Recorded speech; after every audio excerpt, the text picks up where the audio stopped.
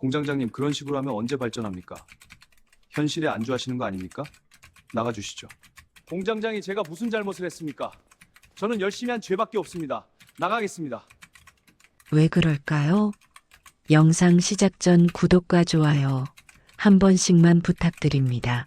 그리고 댓글에 한 문장이라도 써주시면 진심으로 감사하겠습니다. 38년이었습니다. 저는 단 하루도 빠지지 않고 새벽 5시에 일어났습니다.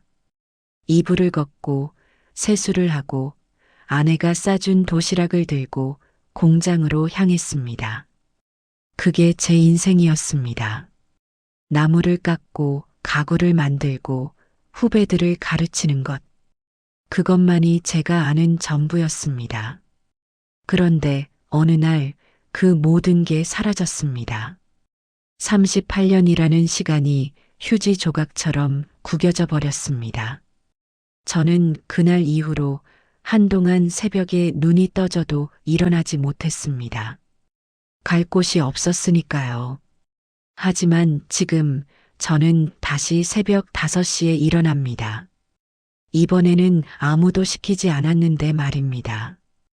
이것은 쫓겨난 한 늙은 목수가 다시 나무를 만지게 된 이야기입니다.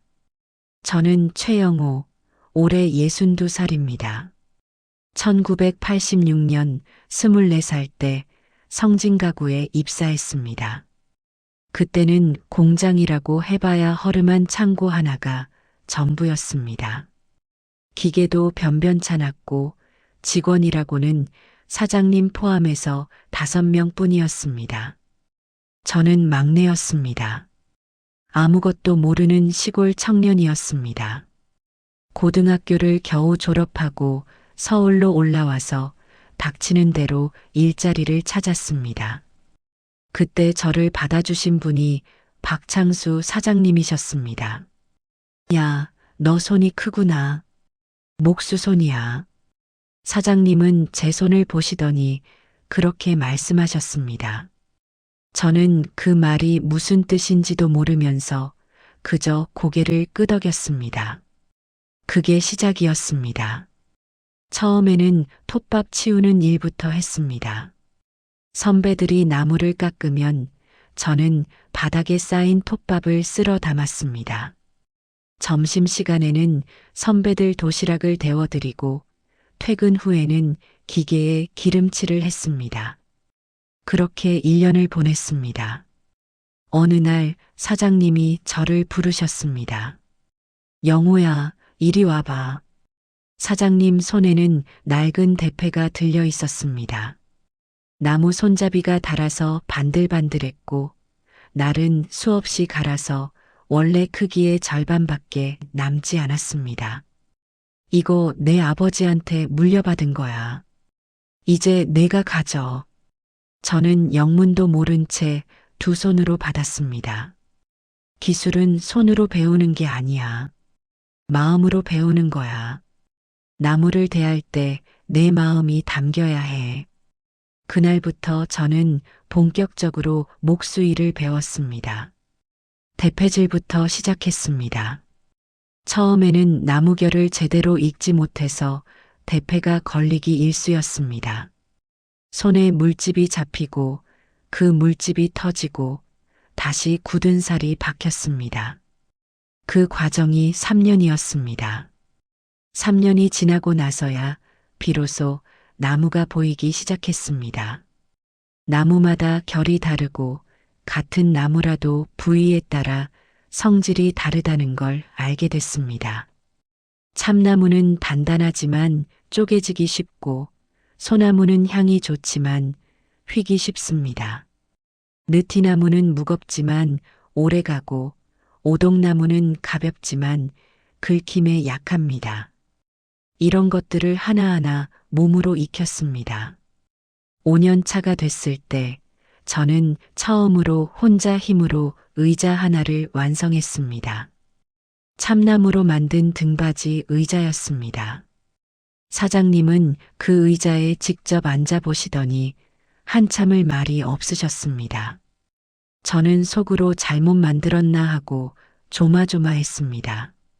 그런데 사장님이 천천히 일어나시더니 제 어깨를 한번 툭 치셨습니다. 이제 됐어. 그게 전부였습니다. 하지만 그 한마디가 제게는 어떤 상장보다 값졌습니다. 그 의자는 지금도 제 집 거실에 있습니다. 38년이 지난 지금도 멀쩡합니다. 세월이 흐르면서 성진 가구도 커졌습니다. 허름한 창고 하나였던 공장은 세계동으로 늘어났고 직원도 200명이 넘었습니다. 저도 반장이 되고 과장이 되고 부장이 됐습니다. 그리고 15년 전에 공장장이 됐습니다. 공장장이 된 후로는 직접 가구를 만드는 일보다 전체를 관리하는 일이 많아졌습니다. 생산 일정을 짜고 품질을 점검하고 후배들을 가르치는 게 제 일이 됐습니다. 처음에는 손에서 대패가 떠나는 게 아쉬웠습니다. 하지만 제가 가르친 후배들이 좋은 가구를 만들어내는 걸 보면 그것도 보람이 있었습니다. 저는 새벽 5시에 출근해서 공장 전체를 한 바퀴 돌았습니다. 기계 상태를 점검하고 밤사이 문제가 없었는지 확인했습니다. 겨울에는 난방이 제대로 됐는지, 여름에는 환기가 잘 되는지도 살폈습니다. 사소한 것들이었지만 그 사소한 것들이 쌓여서 품질이 되는 겁니다. 저는 그렇게 믿었습니다. 아침 7시가 되면 직원들이 하나둘 출근했습니다. 공장장님, 안녕하세요. 오늘도 일찍 오셨네요. 젊은 직원들이 밝게 인사를 건넸습니다. 저도 한 명 한 명 이름을 부르며 인사를 받았습니다. 민수야, 감기 다 나았어? 혜진이 아버지 병원은 어떠셔? 재현아, 어제 야근하느라 수고했다. 직원들 사정을 하나하나 기억하는 게 제 습관이었습니다. 그게 별거 아닌 것 같아도 일할 맛이 나게 하는 거거든요. 점심은 항상 직원 식당에서 먹었습니다. 공장장이면 따로 먹어도 되는데 저는 그러고 싶지 않았습니다. 같이 밥을 먹어야 무슨 생각을 하는지, 어디가 불편한지 알 수 있으니까요. 공장장님, 이거 드세요. 제가 좋아하는 반찬이에요. 젊은 직원이 자기 반찬을 덜어주면 저도 제 반찬을 덜어줬습니다. 그런 시간들이 참 좋았습니다. 저녁 7시, 퇴근 전에 다시 한번 공장을 돌았습니다. 기계가 제대로 정지됐는지, 불은 다 껐는지, 문단속은 됐는지, 마지막으로 확인하고 나서야 집으로 향했습니다. 집에 가면 아내가 저녁을 차려놓고 기다렸습니다. 오늘도 수고했어요. 당신도. 매일 같은 인사를 나눴습니다. 38년 동안 그랬습니다. 별다른 변화 없이 평범하게 흘러갔습니다. 저는 그게 행복인 줄 몰랐습니다. 잃어보기 전까지는요. 변화는 갑자기 찾아왔습니다. 작년 봄 박창수 사장님이 건강 문제로 경영 일선에서 물러나셨습니다. 사장님은 이미 70대 중반이셨고 무릎과 허리가 좋지 않으셨습니다. 영호야, 이제 내가 물러날 때가 된 것 같아. 사장님은 저를 따로 부르셔서 그렇게 말씀하셨습니다. 앞으로는 우리 준혁이가 맡게 될 거야. 내가 잘 도와줘. 저는 고개를 끄덕였습니다. 사장님 아들 박준혁 이사는 그때 35이었습니다. 미국에서 경영학을 공부하고 돌아온 수재라고 들었습니다. 입사한 지는 3년 됐지만 주로 본사 사무실에 있어서 공장에는 자주 오지 않았습니다. 저는 몇 번 마주친 적이 있었는데 인사성은 바른 청년이었습니다. 젊은 사람이니까 새로운 아이디어도 있겠지. 저는 그렇게 생각했습니다. 그런데 준혁 이사가 대표이사가 되고 나서 분위기가 달라지기 시작했습니다. 첫 번째 변화는 회의였습니다. 예전에는 한 달에 한 번 전체 회의를 했는데 이제는 매주 회의가 잡혔습니다. 그것도 아침 7시예요. 직원들은 새벽같이 출근해야 했습니다. 회의 때마다 준혁 사장은 영어 단어를 섞어가며 이야기했습니다. 우리 회사의 KPI를 재설정해야 합니다. 디지털 트랜스포메이션 없이는 경쟁에서 뒤처질 수밖에 없어요. 저는 솔직히 무슨 말인지 잘 모르겠었습니다. KPI가 뭔지, 디지털 트랜스포메이션이 뭔지. 하지만 젊은 직원들은 열심히 고개를 끄덕였습니다. 저도 따라서 끄덕였습니다. 배울 건 배워야 한다고 생각했으니까요. 두 번째 변화는 생산 방식이었습니다. 준혁 사장은 자동화 설비를 대폭 늘리자고 했습니다. 독일에서 도입한 최신 CNC 기계를 들여오면 생산성이 30% 올라갑니다. 인건비도 절약되고요. 기계가 알아서 나무를 깎고 알아서 조립하는 시스템이었습니다. 저는 조심스럽게 의견을 냈습니다. 사장님, 기계가 좋긴 하지만 수제 가구의 맛은 손으로 만져야 나옵니다. 나무마다 결이 다르기 때문에 기계로 일괄 처리하면 품질이 떨어질 수 있습니다. 준혁 사장은 제 말을 끝까지 듣지 않았습니다. 공장장님, 그건 옛날 방식이에요. 이제는 효율이 중요합니다. 손으로 만드는 건 시간 낭비예요. 시간 낭비. 38년 동안 제가 해온 일이 시간 낭비라는 겁니다. 저는 할 말을 잃었습니다. 하지만 사장이 결정한 일이니 따를 수밖에 없었습니다. 새 기계가 들어왔습니다. 독일제 CNC 기계 5대, 자동 도장 설비 2대, 수십억 원이 들었다고 했습니다. 기계는 정말 빨랐습니다. 예전에는 의자 하나 만드는데 반나절이 걸렸는데 이제는 2시간이면 됐습니다. 생산량은 확실히 늘었습니다. 하지만 문제가 생겼습니다. 기계로 깎은 나무는 결이 살아있지 않았습니다. 모서리가 너무 날카로웠고 표면이 매끄럽기만 하고 온기가 없었습니다. 저는 완성된 의자를 만져보면서 뭔가 허전하다고 느꼈습니다. 예전에 손으로 만들었던 그 묵직한 느낌이 없었습니다. 고객들 반응도 비슷했습니다. 예전 성진 가구는 뭔가 달랐는데 요즘 건 좀 클레임이 조금씩 늘어났습니다.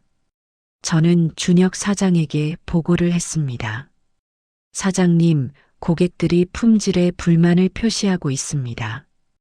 일부 공정은 수작업으로 돌리는 게 어떨까요? 준혁 사장은 보고서를 탁 내려놓았습니다. 공장장님, 또 그 얘기예요? 자꾸 과거로 돌아가려고 하시네요. 세상이 바뀌었다는 걸 모르세요? 그게 아니라 공장장님은 현장 경험은 많으시지만 경영은 잘 모르시는 것 같습니다.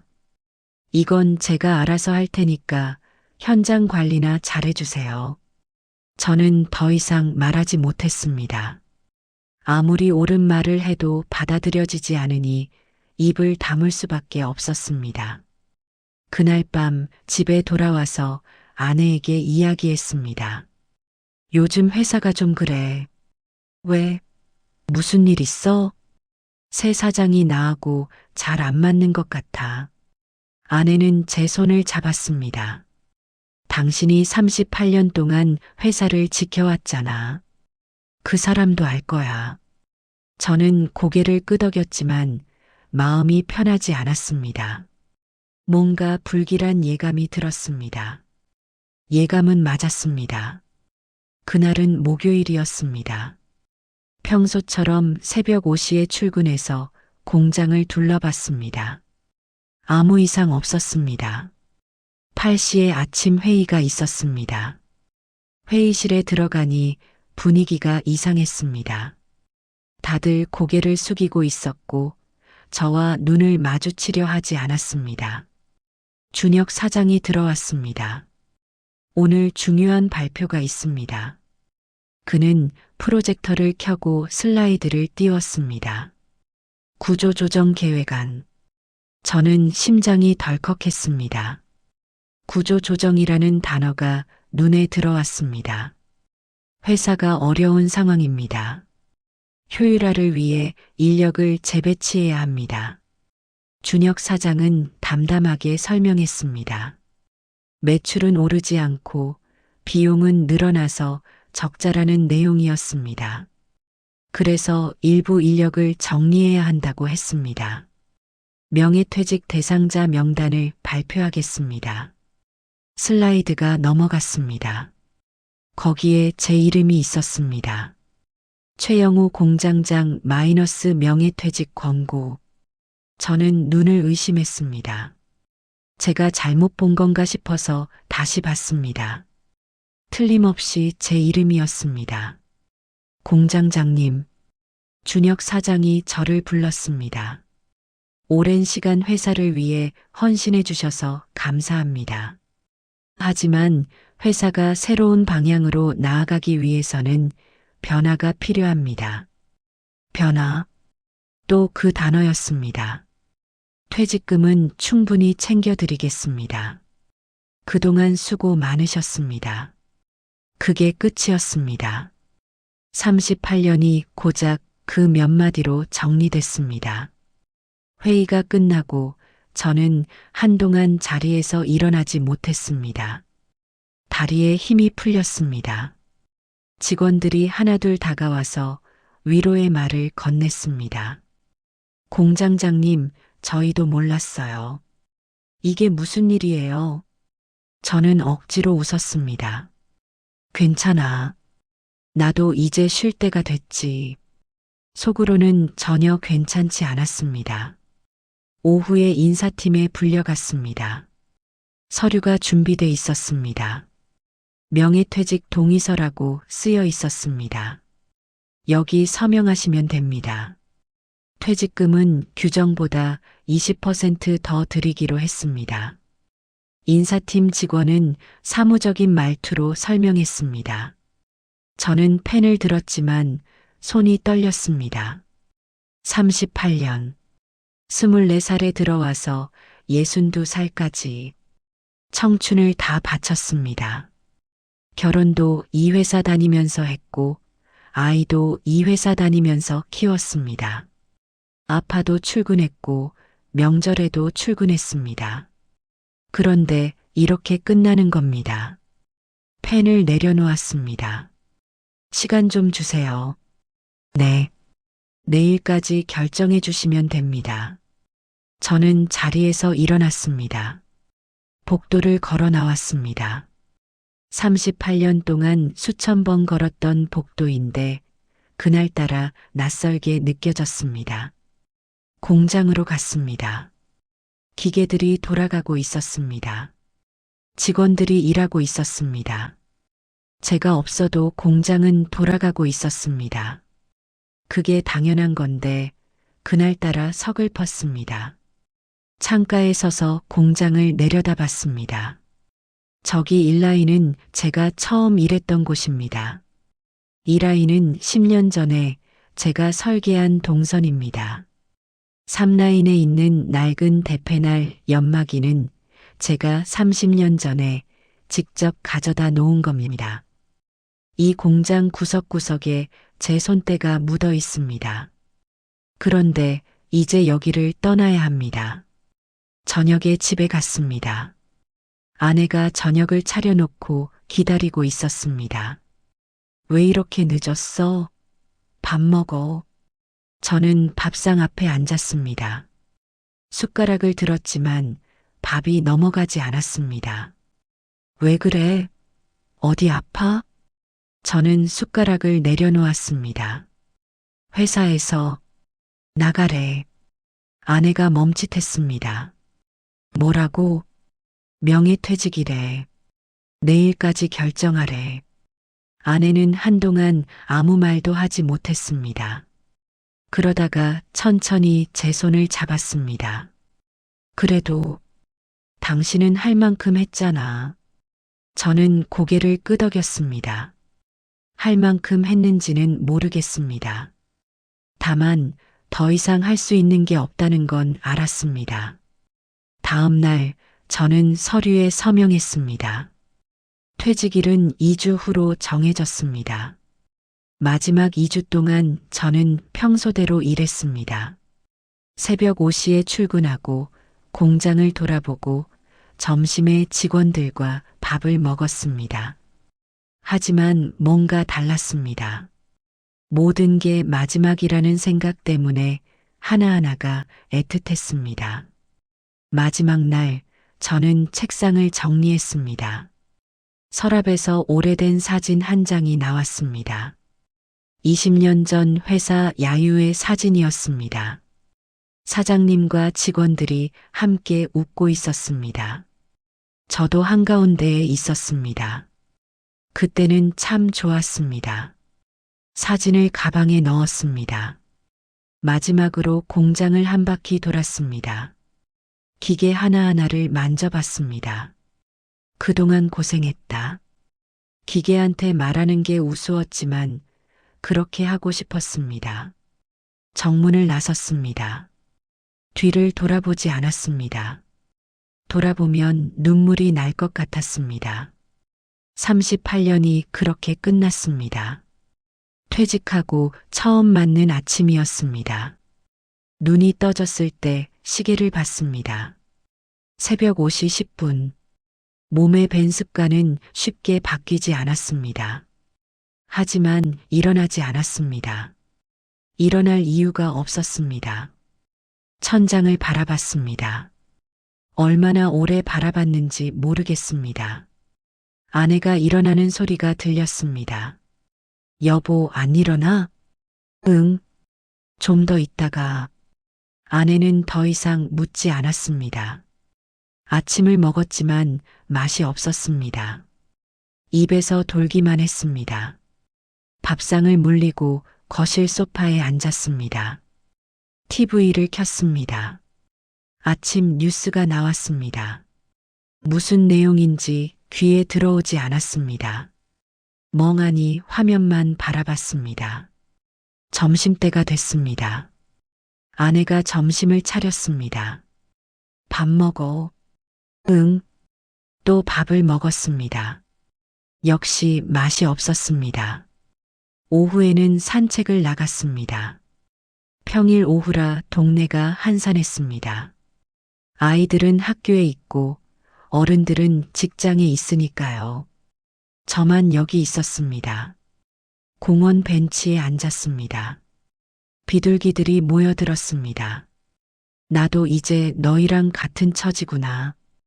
혼잣말을 했습니다. 저녁에 아들한테서 전화가 왔습니다. 아들은 서울에서 회사를 다니고 있었습니다. 아버지, 들었어요. 괜찮으세요? 응, 괜찮다. 너무 상심하지 마세요. 아버지는 충분히 잘하셨잖아요. 그래, 알았다. 전화를 끊었습니다. 괜찮지 않았지만 괜찮다고 했습니다.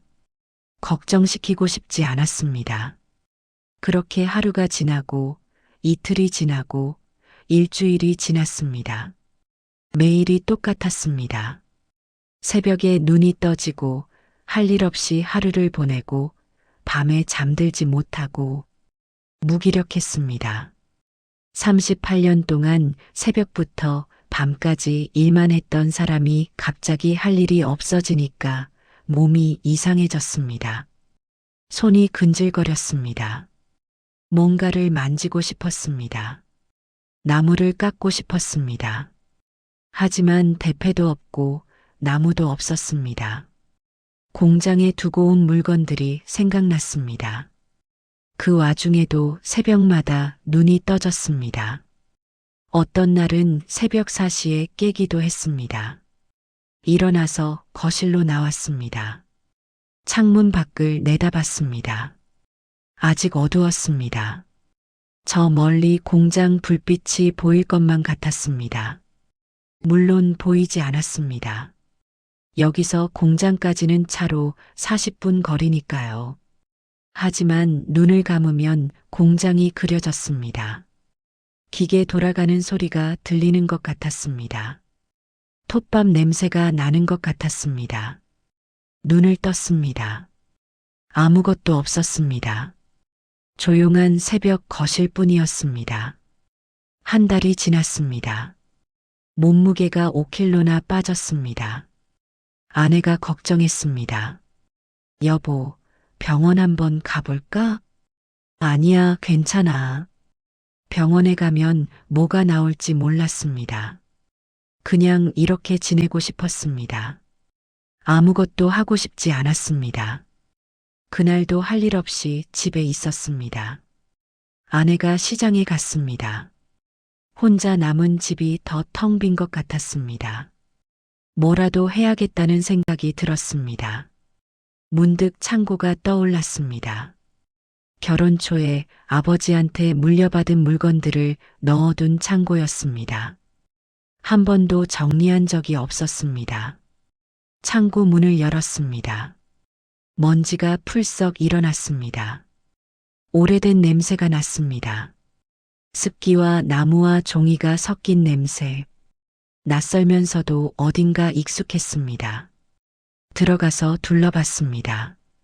낡은 가구들, 상자들, 쓰지 않는 물건들이 쌓여 있었습니다. 한쪽 구석에 나무 상자가 있었습니다. 아버지 물건을 넣어둔 상자였습니다. 상자를 열었습니다. 먼지가 또 일어났습니다. 기침이 났습니다. 상자 안에는 여러 가지가 들어 있었습니다. 아버지 사진, 오래된 편지, 낡은 수첩, 그리고 맨 아래에 천으로 쌓인 게 있었습니다. 꺼내서 천을 풀었습니다. 대패였습니다. 나무 손잡이가 닳아서 반들반들했습니다. 날은 녹이 약간 슬었지만 형태는 그대로였습니다. 아버지 대패였습니다. 저는 손으로 천천히 만져봤습니다. 손잡이의 감촉이 익숙했습니다. 어렸을 때 아버지가 나무를 깎던 모습이 떠올랐습니다. 아버지는 시골에서 가구점을 했습니다. 크지 않은 가게였지만 동네에서는 제법 알아주셨습니다. 농한기에 농민들이 아버지한테 가구를 맡기곤 했습니다. 찬장, 밥상, 신발장. 아버지는 주문을 받으면 직접 나무를 고르셨습니다. 영호야, 나무는 골라야 하는 거야. 아무거나 쓰면 안 돼. 어린 저를 데리고 목재상에 가셨습니다. 아버지는 나무를 하나하나 만져보셨습니다. 두드려 보시고 냄새도 맡으셨습니다. 이건 속이 비었어. 저건 결이 안 좋아. 이게 좋겠다. 아버지는 나무 고르는 데만 반나절을 쓰셨습니다. 집에 가져와서 대패질을 시작하면 또 하루가 걸렸습니다.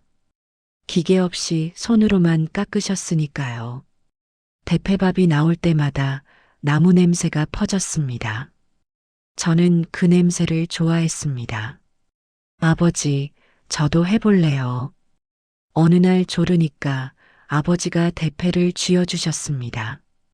처음이라 힘 조절을 못해서 나무에 상처를 내버렸습니다. 저는 울 것 같았습니다. 망쳤다고 생각했습니다. 그런데 아버지는 웃으셨습니다. 괜찮아. 다시 하면 돼. 나무는 실수를 품어주니까. 그 말이 아직도 기억납니다. 나무는 실수를 품어준다. 아버지는 제가 23살 때 돌아가셨습니다. 갑자기였습니다. 아침에 일어나지 않으셔서 방에 들어가 보니 돌아가셔 있었습니다. 심장이었다고 했습니다. 장례를 치르고 아버지 물건을 정리하면서 이 대패를 가져왔습니다. 쓸 일이 없어서 창고에 넣어뒀습니다. 그리고 40년 가까이 잊고 살았습니다.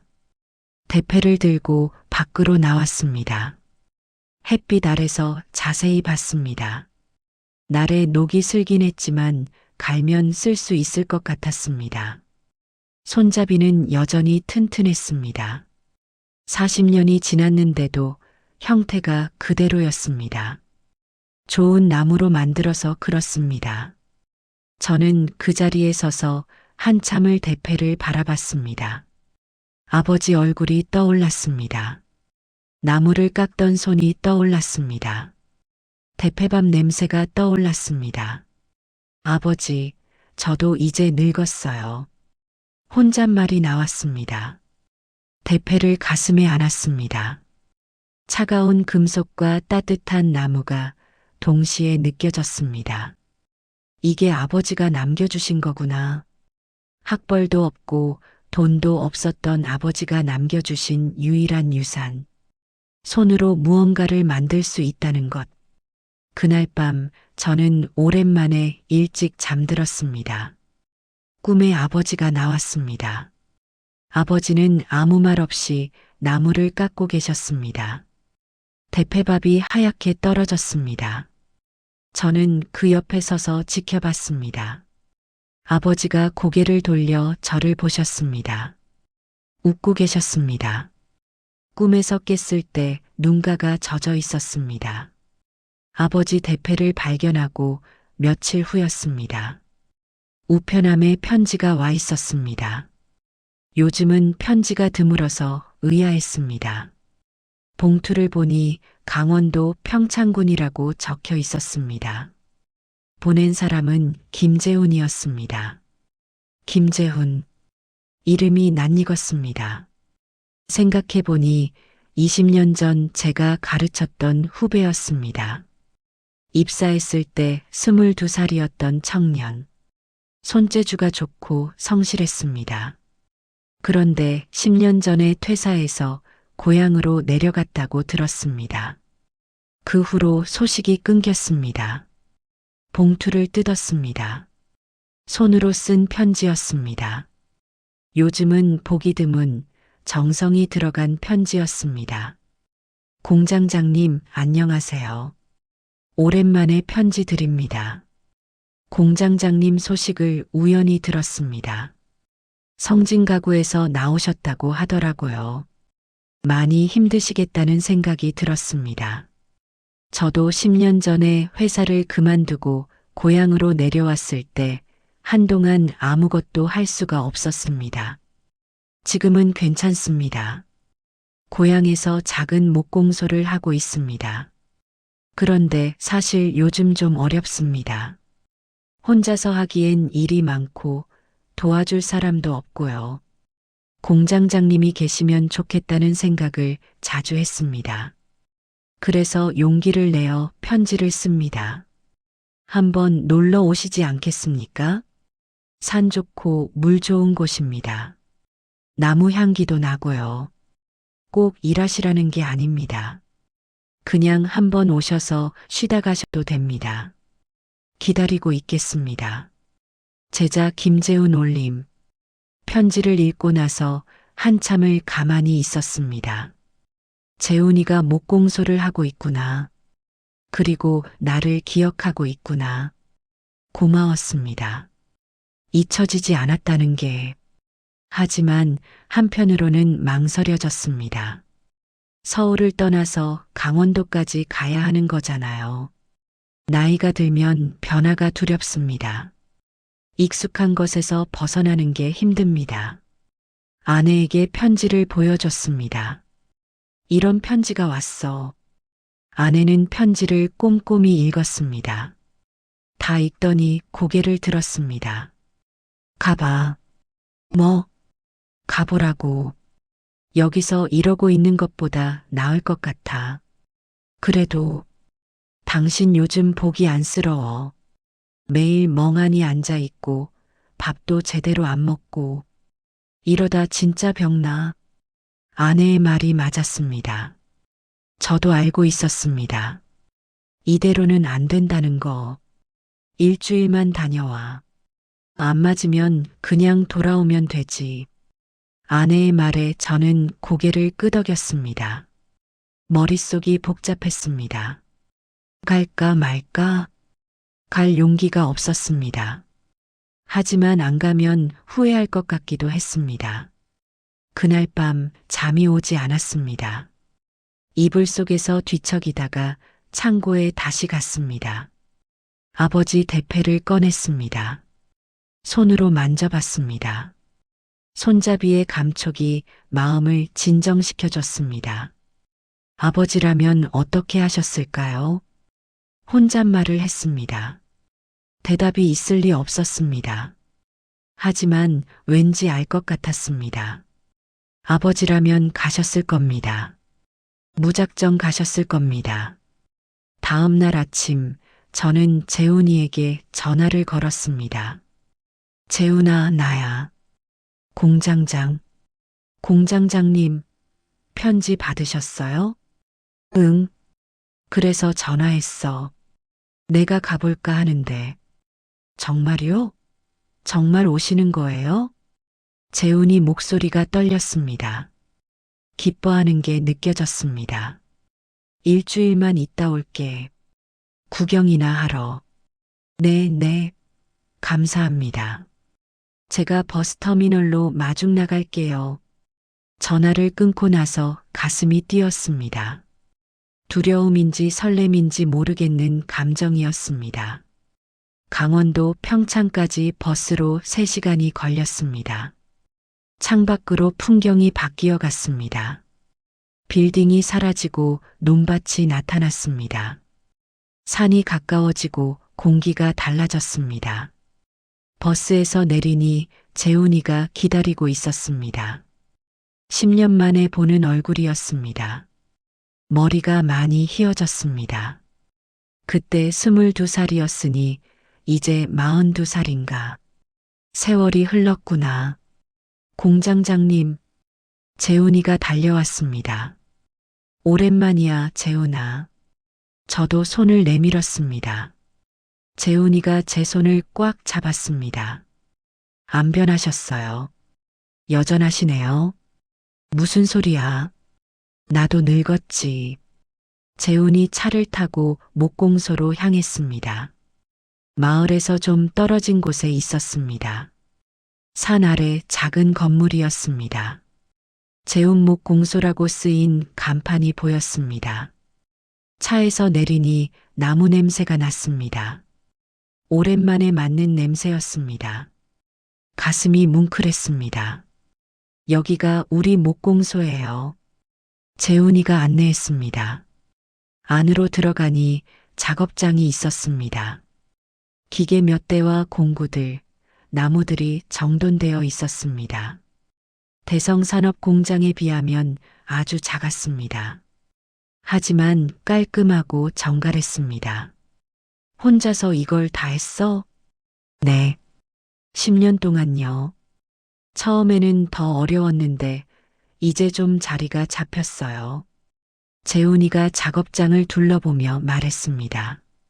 그런데 요즘은 주문이 너무 많아서 혼자 감당이 안 돼요.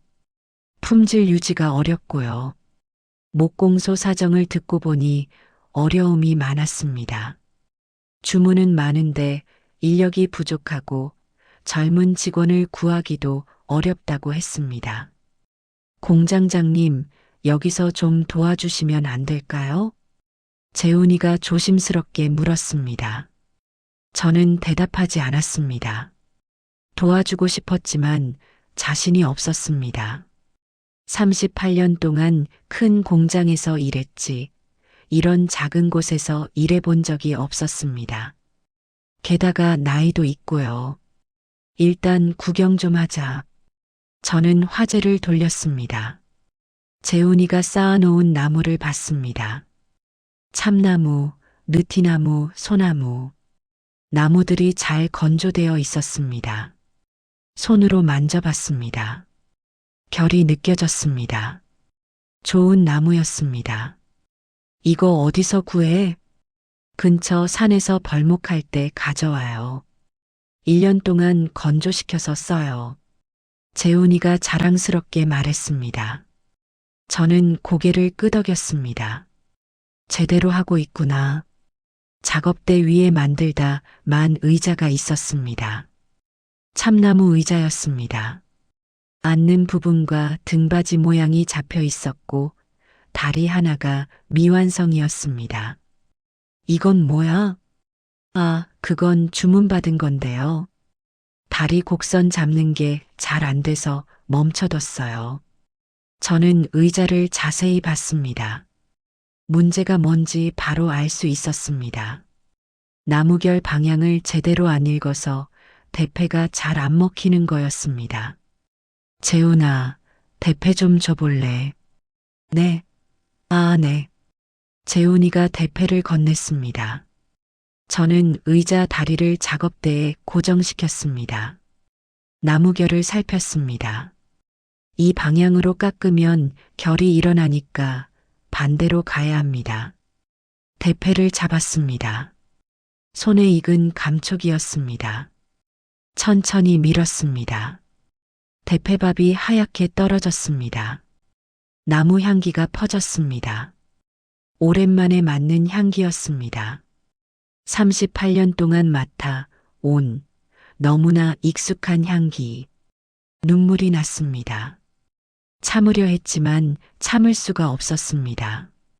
재훈이가 당황했습니다. 공장장님? 왜 그러세요? 아니야, 괜찮아. 그냥 오랜만이라서. 저는 손등으로 눈가를 훔쳤습니다. 다시 대패를 밀었습니다. 손이 기억하고 있었습니다. 40년 전 아버지에게 배운 손놀림. 38년 동안 매일 반복한 동작. 몸이 기억하고 있었습니다. 의자 다리가 점점 모양을 갖춰갔습니다. 10분도 안 걸렸습니다. 완성된 다리를 의자에 맞춰봤습니다. 딱 맞았습니다. 재훈이가 감탄했습니다. 역시 공장장님이세요. 이게 저는 일주일 동안 못했는데. 저는 쓴웃음을 지었습니다. 이거야 뭐. 몸이 기억하는 거지. 그날 저녁 재훈이 집에서 저녁을 먹었습니다. 산골 마을의 밤은 고요했습니다. 별이 보였습니다. 서울에서는 볼 수 없는 별들이었습니다. 공장장님, 정말 안 남으실 거예요? 재훈이가 또 물었습니다. 저는 하늘을 올려다봤습니다. 별들이 반짝였습니다. 마음이 흔들렸습니다. 결국 저는 평창에 남기로 했습니다. 처음에는 한 달만 있다 가려고 했습니다. 그런데 나무를 만지니까 떠나기 싫어졌습니다. 아내에게 전화했습니다. 나 좀 더 있다 갈게. 얼마나? 한 달. 아니, 2달? 모르겠어. 좀 더 있어 봐야 알 것 같아. 그래. 당신이 행복하면 돼. 아내는 흔쾌히 허락했습니다. 고마웠습니다. 재훈이 목공소에서 본격적으로 일하기 시작했습니다. 처음에는 가볍게 도와주는 정도였는데 점점 할 일이 많아졌습니다. 밀린 주문을 처리해야 했고 기계도 점검해야 했습니다. 그러던 어느 날 젊은 청년 2명이 찾아왔습니다. 여기가 재훈 목공소 맞죠? 응, 맞아. 무슨 일이야?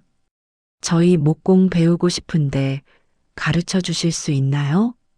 한 명은 27, 다른 한 명은 24살이라고 했습니다. 서울에서 직장 다니다가 그만두고 귀촌했다고 합니다. 목공이 하고 싶어서 여기저기 알아보다가 재훈 목공소를 찾아왔다고 했습니다. 재훈이가 저를 쳐다봤습니다. 공장장님, 어떻게 하죠? 저는 청년들을 봤습니다.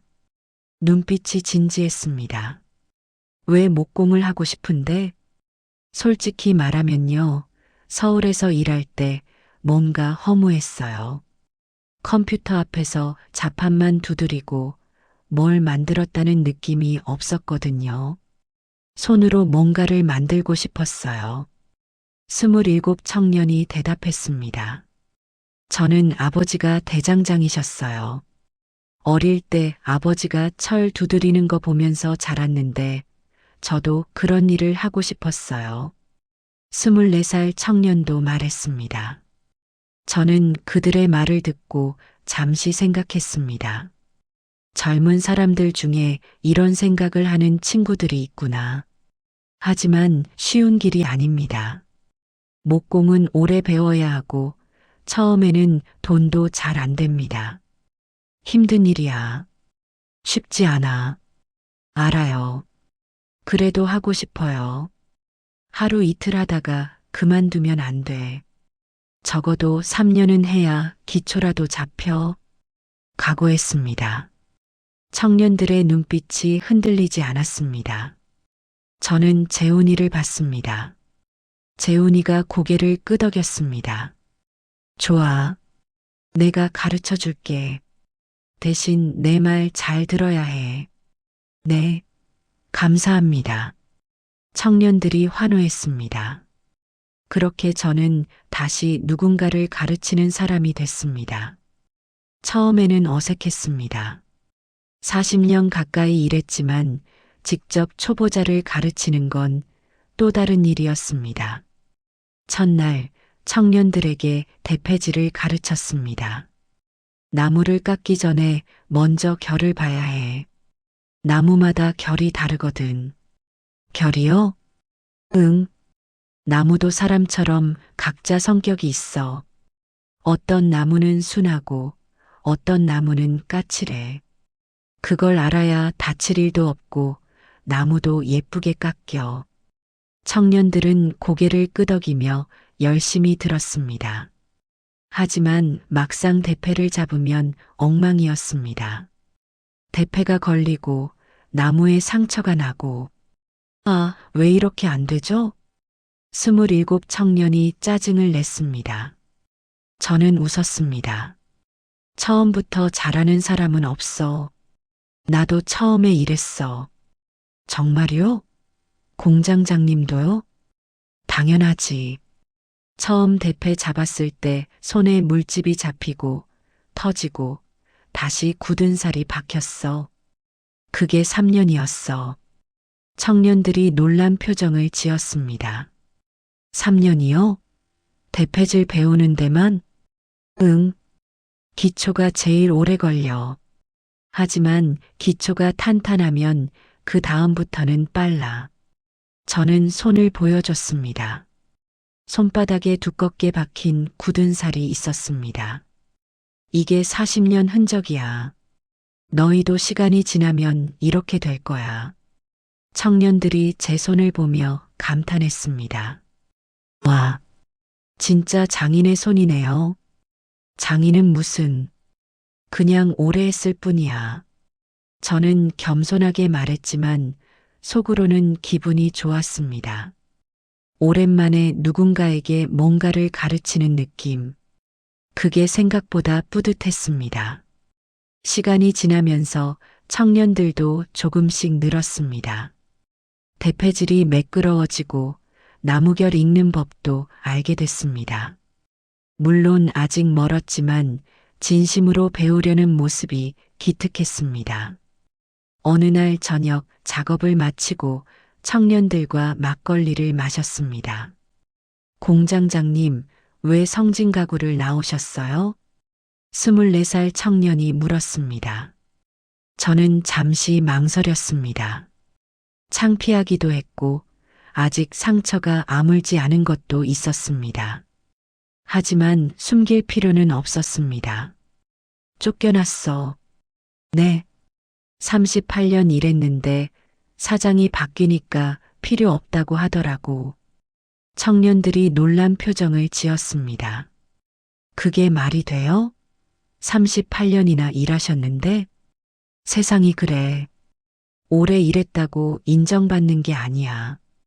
힘 있는 사람이 필요 없다고 하면 그게 끝이야. 씁쓸하게 말했습니다. 하지만 예전처럼 화가 나지는 않았습니다. 여기 와서 나무를 만지다 보니 마음이 좀 풀렸습니다. 그래도 공장장님은 대단하세요. 38년 경력이 어디 가는 게 아니잖아요. 여기서 저희 가르쳐 주시고 27 청년이 말했습니다. 맞아요. 공장장님 덕분에 저희가 배우는 거예요. 저는 막걸리를 한 모금 마셨습니다. 목구멍이 따뜻해졌습니다. 고마워. 너희 덕분에 나도 다시 힘이 나. 그날 밤 잠자리에 누워서 생각했습니다. 성진가구에서 쫓겨났을 때는 모든 게 끝난 줄 알았습니다. 38년이 물거품이 된 것 같았습니다. 하지만 지금은 다릅니다. 새로운 곳에서 새로운 사람들과 새로운 일을 하고 있습니다. 끝이 아니라 새로운 시작이었구나. 목공소가 달라지기 시작했습니다. 제가 합류하고 청년들이 늘면서 생산량이 증가했습니다. 품질도 좋아졌습니다. 제가 품질 관리를 철저히 했거든요. 야, 이 부분 다시 해. 곡선이 매끄럽지 않아. 에이, 이 정도면 괜찮지 않아요? 안 돼. 손님이 만졌을 때 걸리면 안 돼. 다시 해. 청년들은 투덜거렸지만 결국 다시 작업했습니다. 그렇게 만든 가구는 확실히 달랐습니다. 주문한 고객들이 하나둘 연락을 해왔습니다. 목공소 가구 받았는데요. 정말 좋아요. 어디서 만든 거예요? 다른 데서 산 거랑 완전 달라요. 손으로 만지면 느낌이 다르더라고요. 입소문이 나기 시작했습니다. 처음에는 강원도 내에서만 주문이 왔는데 점점 서울에서도 오고 전국에서도 오기 시작했습니다. 어느 날 재훈이가 흥분해서 달려왔습니다. 공장장님, 대기업 계열 호텔에서 연락 왔어요. 뭐라고? 객실용 가구를 의뢰하고 싶다고요. 수제 원목 가구로 차별화하고 싶다면서요. 큰 주문이었습니다. 호텔 객실 100개 분량의 가구를 만들어야 했습니다. 이거 우리 규모로 감당이 될까? 솔직히 빠듯해요. 하지만 해보고 싶어요. 재훈이가 눈을 빛냈습니다. 저는 생각했습니다. 쉽지 않은 일입니다. 하지만 이런 기회가 흔하지 않습니다. 해보자. 정말요? 응. 대신 품질은 절대 타협하지 않아. 무리하면 안 돼. 그렇게 호텔 프로젝트가 시작됐습니다. 6개월 동안 밤낮으로 일했습니다. 저도 오랜만에 직접 가구를 만들었습니다. 대패질, 끌질, 조립. 손이 아프고 허리가 욱신거렸지만 행복했습니다. 청년들도 열심히 했습니다. 처음에는 서툴렀지만 갈수록 실력이 늘었습니다. 6개월 후 가구가 완성됐습니다. 호텔에 납품하는 날 다 같이 트럭에 가구를 실었습니다. 드디어 끝났다. 청년들이 환호했습니다. 저도 기분이 좋았습니다. 며칠 후 호텔에서 연락이 왔습니다. 가구 너무 좋습니다. 손님들 반응이 아주 좋아요. 다음에도 부탁드려도 될까요? 재훈이가 전화를 끊고 나서 소리쳤습니다. 성공이에요. 공장장님 해냈어요. 저도 웃었습니다. 우리가 해낸 거야. 다 같이. 그 후로 주문이 더 늘었습니다. 재훈 목공소라는 이름이 업계에 알려지기 시작했습니다.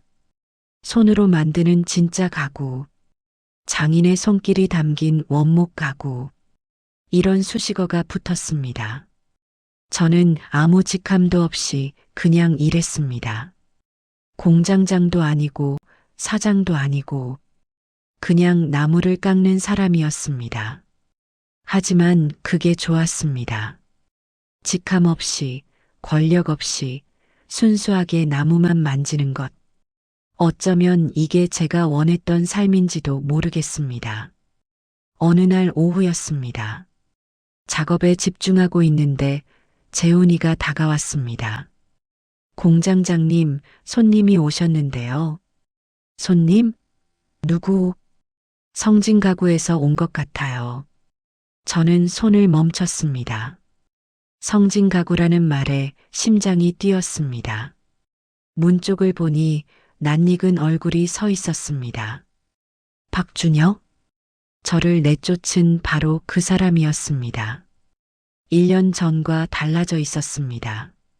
얼굴이 수척했고 눈 밑에 다크서클이 짙었습니다. 어깨가 움츠러들어 있었습니다.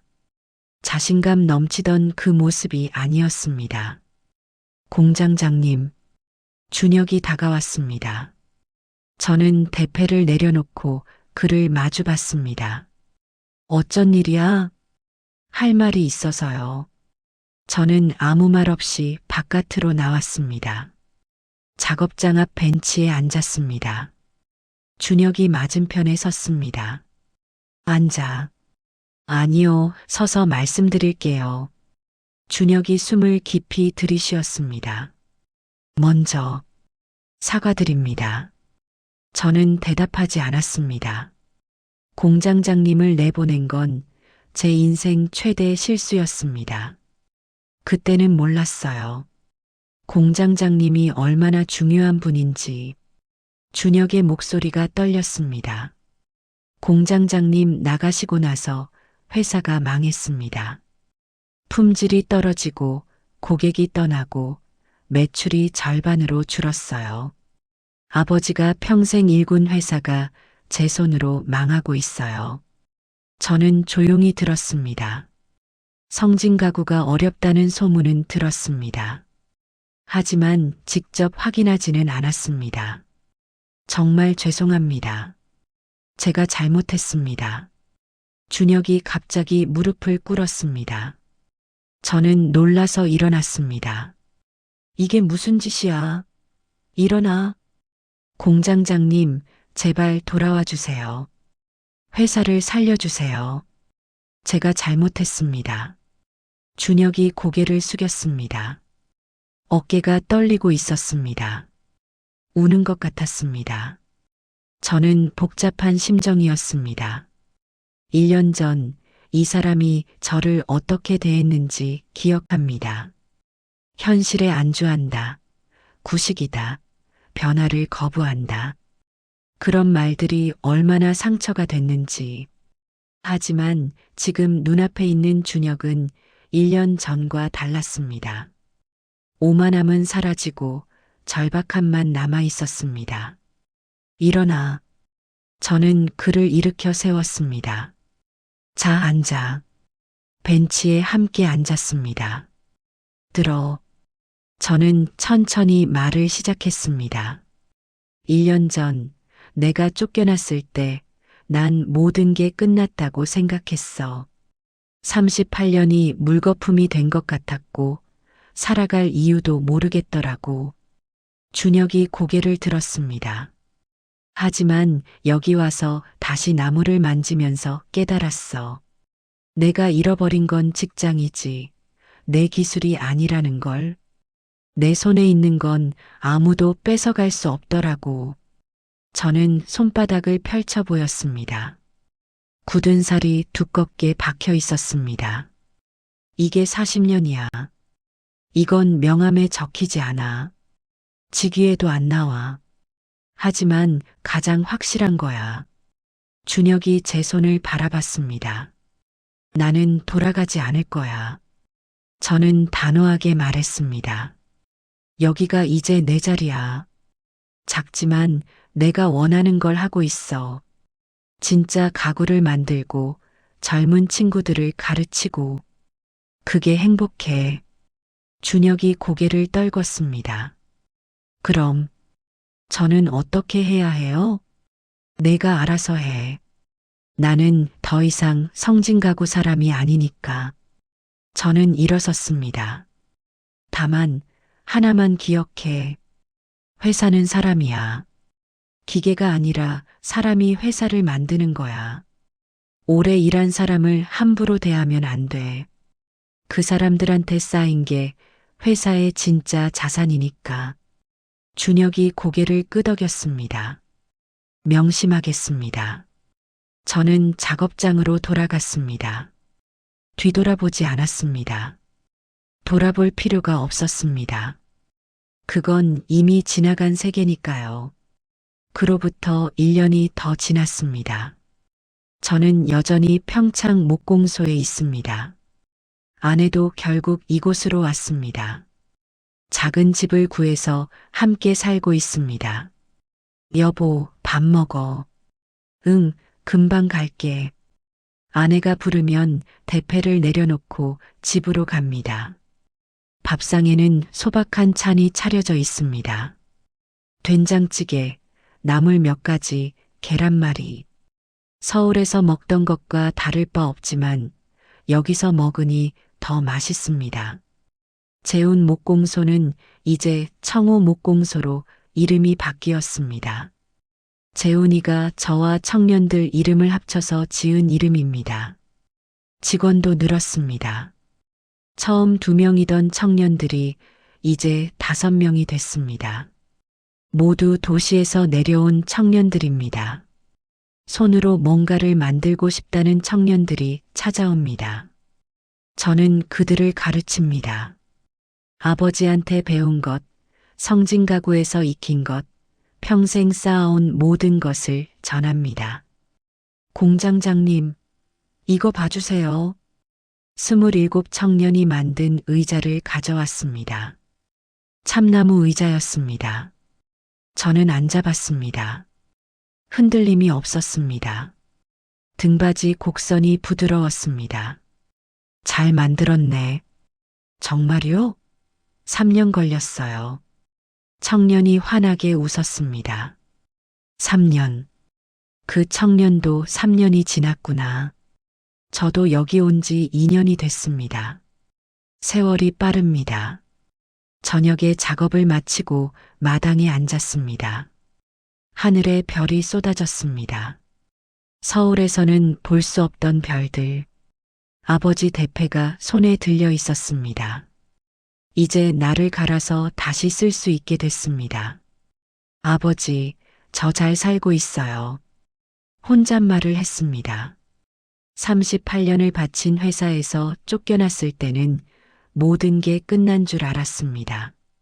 하지만 끝이 아니었습니다. 새로운 시작이었습니다. 잃어버린 줄 알았던 것들이 사실은 제 안에 있었습니다. 손에 있었습니다. 마음에 있었습니다. 누구도 뺏어갈 수 없는 것이었습니다. 저는 오늘도 새벽 5시에 일어납니다. 몸의 밴 습관은 여전합니다. 하지만 지금은 다릅니다. 예전에는 의무감으로 일어났는데 지금은 기대감으로 일어납니다. 오늘은 어떤 나무를 만질까? 어떤 가구를 만들까? 청년들에게 무엇을 가르쳐 줄까? 설렘이 있습니다. 62세에 다시 시작한 인생. 생각보다 나쁘지 않습니다. 아니, 오히려 좋습니다. 이제야 진짜 제 인생을 사는 것 같습니다. 이것은 쫓겨난 62세 공장장이 다시 나무를 만지게 된 이야기입니다. 끝이라고 생각했던 곳에서 새로운 시작을 찾은 이야기입니다. 당신의 손에도 아무도 뺏어갈 수 없는 것이 있습니다. 그것을 믿으세요. 그것이 당신을 다시 일으켜 세울 겁니다.